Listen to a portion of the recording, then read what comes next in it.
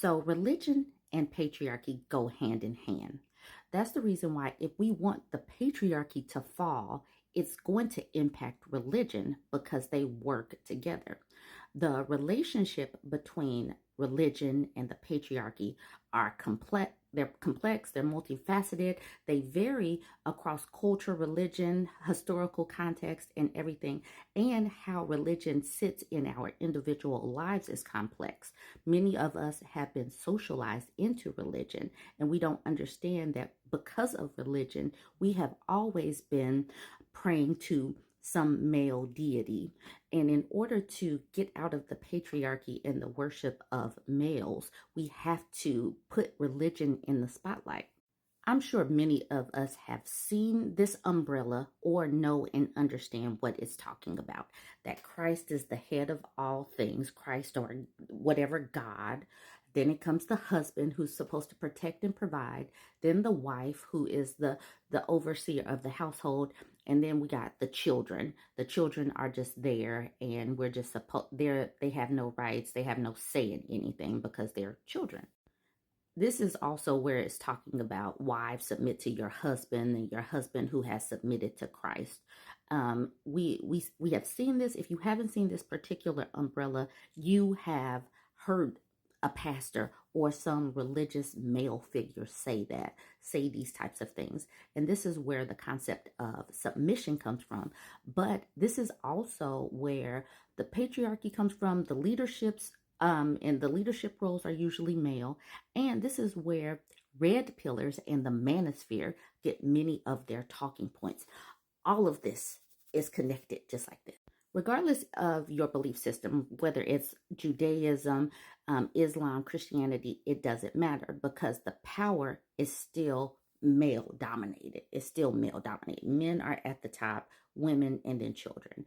And because of that, the norms have been reinforced. The roles are clear. The roles, because of the historical text and the holy text, are clear where women stand. So if women want to break free of that, you have got to get comfortable with talking about how religion socializes you into believing that men are higher than you.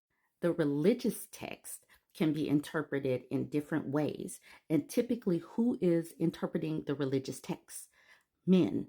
Men are the leaderships in most of these religions.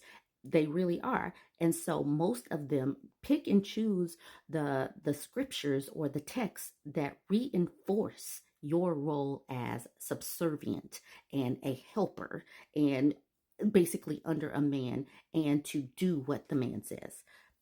And let's be real. Most of the leadership in these religions are dominated by who?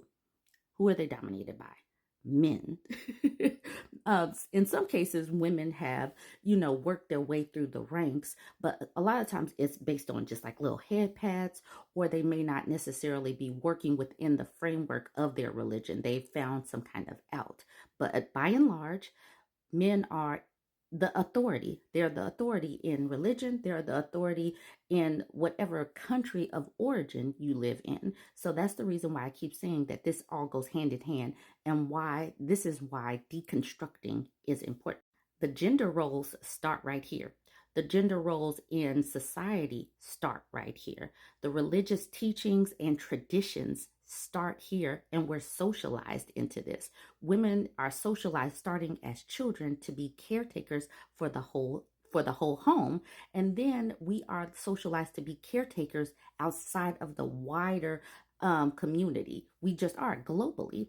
And so in order to get to the point where we're okay with pulling back and understanding that we are not here to simply be servants, is going to be hard for some people, some women, to get it out of their head that they are in fact equal to men. Now, when I talk about equality, I'm not saying that we can all do exactly the same thing at the same time, but our humanity is all equal, and we don't need a man to be the head of our lives and controlling us. This needs to be talked about a lot because it's going to take some time to deprogram these social norms.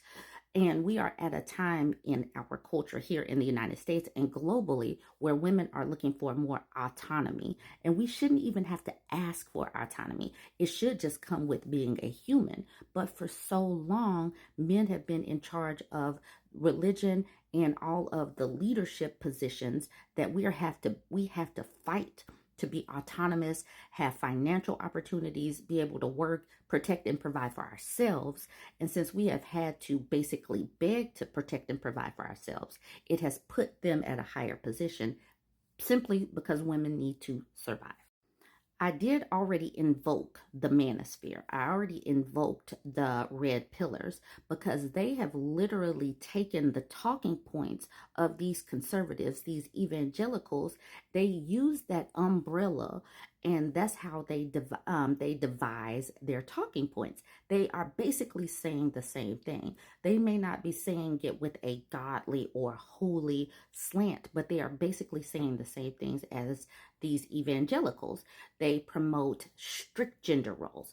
This is feminine, this is masculine. They talk about the same things all the time. Evangelicals do too. They both talk about women are supposed to be homemakers and nurturers. Men are supposed to be the protectors and providers. They start off with the exact same talking point. Both the manosphere and the conservative leaning religions cannot stand feminism, because when women have the authority to control our own bodies and reproduction and our finances, then we are free.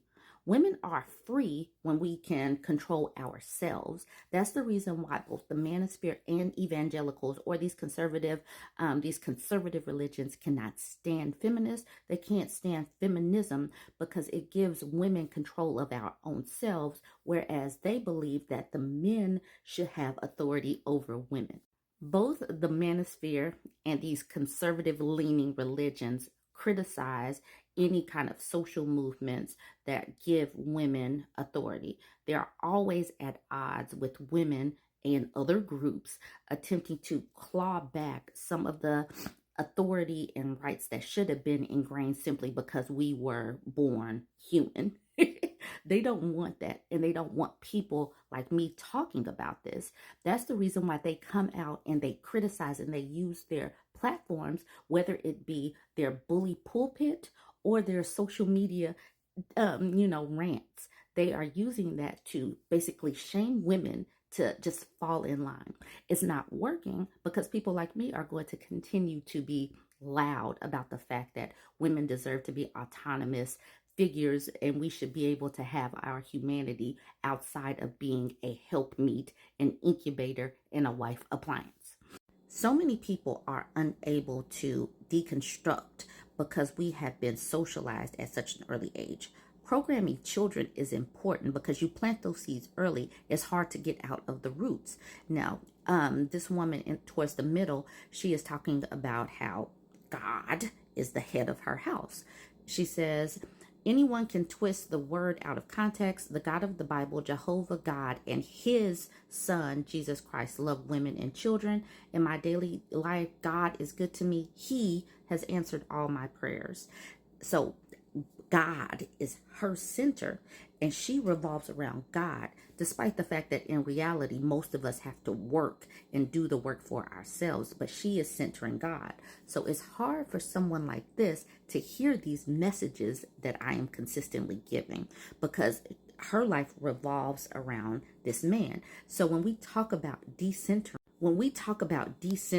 men, and decentering men does not mean that you're taking men out of your life completely. It just means that they are not the center that you revolve around, that they are placed into your life and you have some balance. Decentering is displacement from a central position. Some of these people are not able to do that because in their programming, they have been programmed to navigate around a male figure, a male deity, a higher power that is a peen haver.